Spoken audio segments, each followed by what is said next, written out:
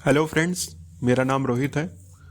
इस वीडियो में हम इंट्रोडक्शन देखेंगे प्रोग्रामिंग लैंग्वेजेस का कि जितने भी प्रोग्रामिंग लैंग्वेजेस हैं तो उनको किस लिए यूज करते हैं, कि कौन से प्रोग्रामिंग लैंग्वेजेस से क्या होता है, और जितने भी बिगिनर हैं जो अभी नए नए स्टार्ट किए हैं कोडिंग करना या उसको सीखना, तो उनको क्या करना चाहिए क्या नहीं करना चाहिए, और आगे चल के हम और जानेंगे इसके बारे में। लिस्ट ऑफ कंटेंट, तो इधर देखेंगे हम what is programming language, type of programming language, how do we write code in our computer, what is console, error and debugging, pseudo code, best programming language to learn first. तो सबसे पहले what are programming languages. A programming language is a vocabulary and a set of grammatical rules for instructing a computer or computing device to perform a specific task। मतलब कि जैसे real life में हम एक दूसरे से हिंदी या फिर इंग्लिश में कम्युनिकेट करते हैं, वैसे ही अगर हमको कंप्यूटर से कोई टास्क कराना है एज अ डेवलपर, तो हम उसको कैसे करेंगे।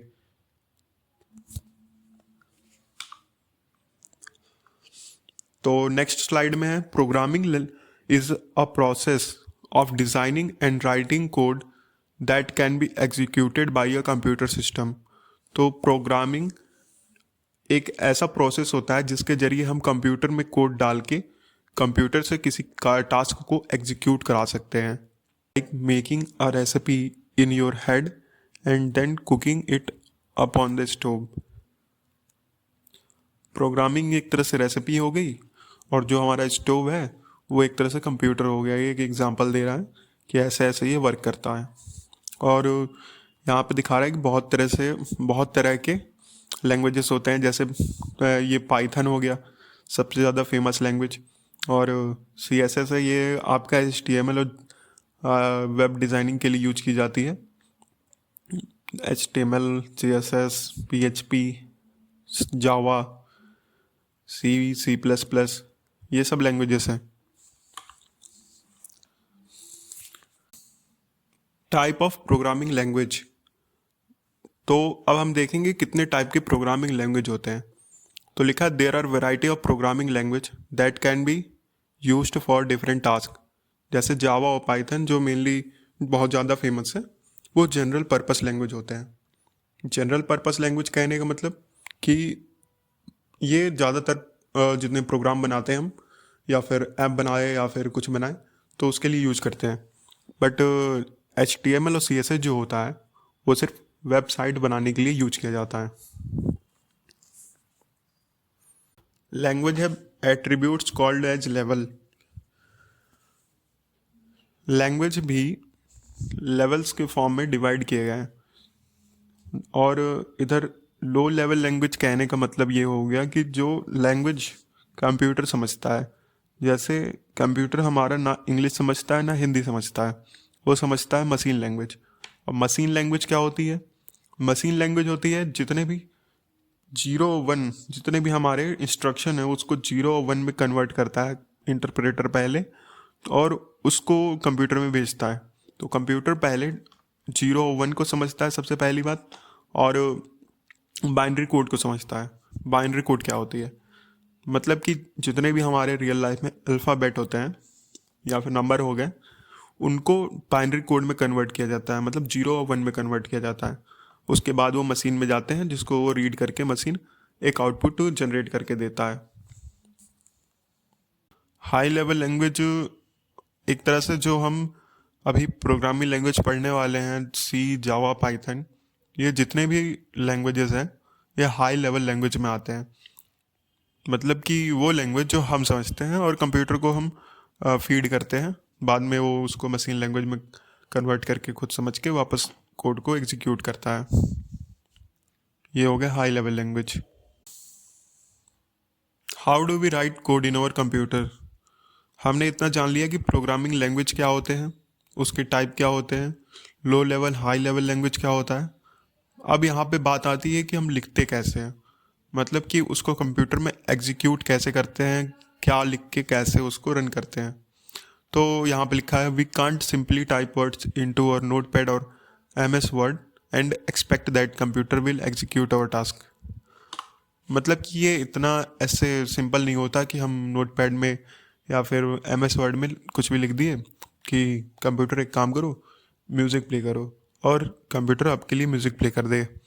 तो ये ऐसे काम नहीं करता। तो फिर होता कैसे?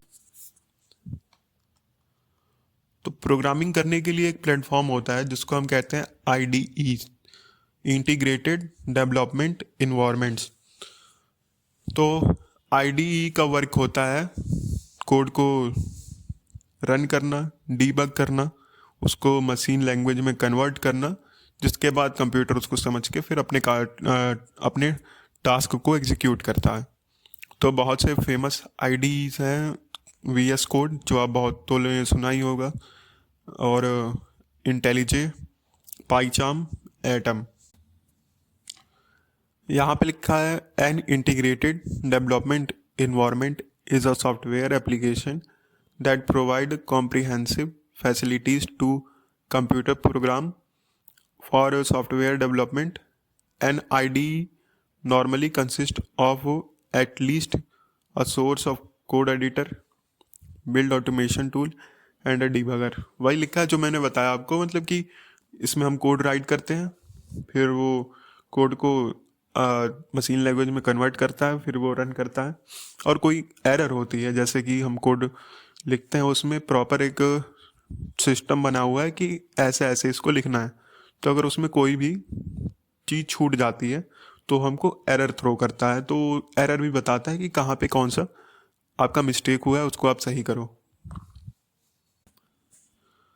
और इधर बनाया गया है कि जितने फेमस IDs हैं, जैसे visual studio code, spider, पाईचार्म, atom, Jupiter, ये हमारे फेमस IDs हैं जिसमें हम कोड करते हैं। अब हम जानेंगे कंसोल क्या होता है। What is console?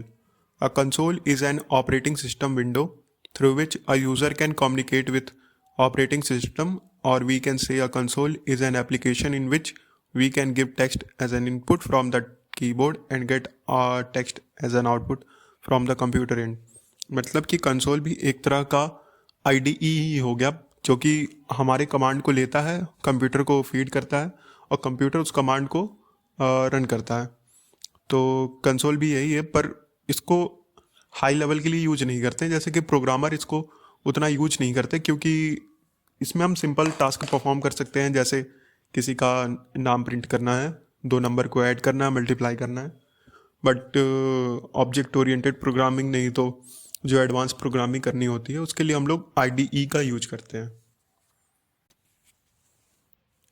जैसे ये एग्जांपल है कंसोल का, जहाँ पे मार्क्स प्रिंट करवाया गया, उसको ऐड करके उसका एवरेज निकाला गया है।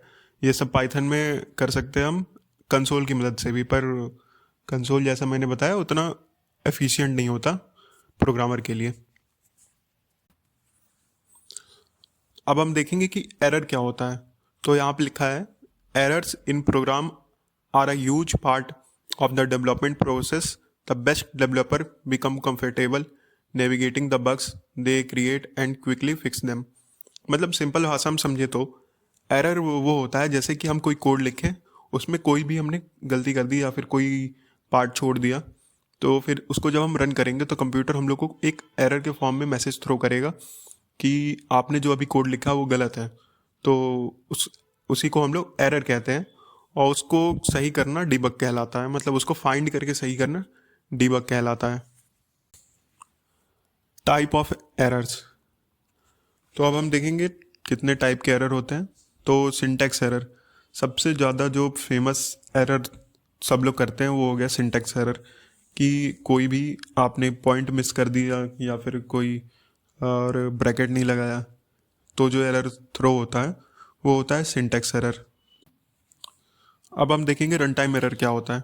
तो रन टाइम एरर वो होता है जैसे कि आपने कोई कोड लिखा और आपका कोड प्रॉपर सही से लिखा हुआ है, सारा आपने जितना भी रूल वो फॉलो करके लिखा है, पर फिर भी अगर वो आपको एरर थ्रो करता है कि वो एरर इस टाइप के होते हैं कि आपका कुछ उसमें मिस्टेक नहीं होता कोड में, बस ये होता है कि जो आपने मेमोरी एलोकेट की है वो आपका लिमिट से ज़्यादा है, मतलब कि उतना कंप्यूटर में आपका मेमोरी ही नहीं है जितना आपने उसको एलोकेट कर दिया। तो ऐसे जो एरर हो गए वो आपके रन टाइम एरर में आते हैं। अब हम देखेंगे लॉजिक एरर क्या होता है। तो logic error can be hardest to track down. Everything look like it is wrong, you have just programmed the computer to do the wrong thing. Technically the program is correct but the result wouldn't be what you expected. मतलब कि आपने जो programme लिखा, आपने देख लिया आपका programme पूरा सही है, कोई एरर नहीं है, और जब आप उसको रन करते हो तो वो आपको वो वैल्यू नहीं देता। वो रन होगा, प्रॉपर रन होगा, सब कुछ दिखाएगा कि ये आपका आउटपुट है, ये है, बट वो एक्सपेक्टेड नहीं होगा। मतलब कि आपने कुछ और एक्सपेक्ट किया होगा, वो आपको कुछ और दिखाएगा। मतलब कि जो एडिशन है तो वो आपको कुछ और ही वैल्यू दिखा रही है, रॉन्ग वैल्यू दिखा रही है। तो ये इस तरह के जो एरर होते हैं वो लॉजिकल एरर के अंदर आते हैं। Pseudo code. अब हम देखेंगे स्यूडो कोड क्या होता है। Pseudo is an informal way of programming description that does not require any strict programming languages, syntax or underlying technology consideration। मतलब कि ये सब छोड़ो यार, स्यूडो कोड सिंपली ये होता है कि आपने कोई कोड लिख रहे हैं, आपको कोई प्रोग्राम बनाना है, उससे पहले आप उसका ब्लूप्रिंट तैयार कर रहे हैं। किस तरह तैयार कर रहे हैं? फ्लो चार्ट बना के, कि पहले आप उसको स्टार्ट करोगे, उसके बाद वेरिएबल दोगे, फिर उसके बाद उसको मल्टीप्लाई करोगे, फिर उसको प्रिंट करोगे, फिर आपका कंप्यूटर उस प्रोसेस को स्टॉप करेगा। तो ऐसे जो आप इसको स्टेप बाय स्टेप डिसाइड करके लिखते हो, ये सूडो कोड के अंदर आता है। मतलब कि ये आपका कोड रन नहीं करेगा, बट आप एक ब्लूप्रिंट अपने आप खुद के लिए बना रहे हो कि आपको मतलब कि जो प्रोग्रामिंग है वो करनी कैसे है। Best programming language to learn first. तो मतलब कि कौन सा लैंग्वेज आपको सबसे पहले सीखना चाहिए? तो सबसे पहले तो आपको पाइथन से स्टार्ट करनी चाहिए। क्यों? क्योंकि पाइथन उतना मुश्किल नहीं है जितना कि सी और जावा है। मुश्किल कहने का सेंस है कि सी और जावा में जब आप कोड करोगे तो आपको पता चलेगा वो बहुत लेंदी है एज कम्पेयर टू पाइथन। क्योंकि अगर पाइथन में आप कोड करोगे तो आपका इंटरेस्ट बना रहेगा, आपको लगेगा ऐसे है, इतना आसान है, आप कर लोगे। पर वही चीज़ सी और जावा में जो आप पाइथन में करोगे थोड़ा लेंदी पड़ता है। तो इसलिए पहले आप पाइथन सीख लो, उसके बाद आप सी या फिर जावा में जंप कर सकते हो। कि उसके बाद आप फर्दर अगर आपको वेब डिज़ाइनिंग करनी है तो HTML, CSS, जावा स्क्रिप्ट। और आगे आने वाले वीडियो में मैं आपको सारी चीज़ें कवर करता रहूँगा। तो पहले हम पाइथन से स्टार्ट करेंगे, नहीं तो आपको जैसा होगा आप कमेंट में मेरे को बता सकते हो आपको कौन सी लैंग्वेजेस सीखनी है पहले। तो इतना मेरा वीडियो था। Thank you for watching. और आपका कोई भी डाउट हो तो आप कमेंट सेक्शन में मुझसे पूछ सकते हैं। और वीडियो को लाइक करें, शेयर करें, सब्सक्राइब करें।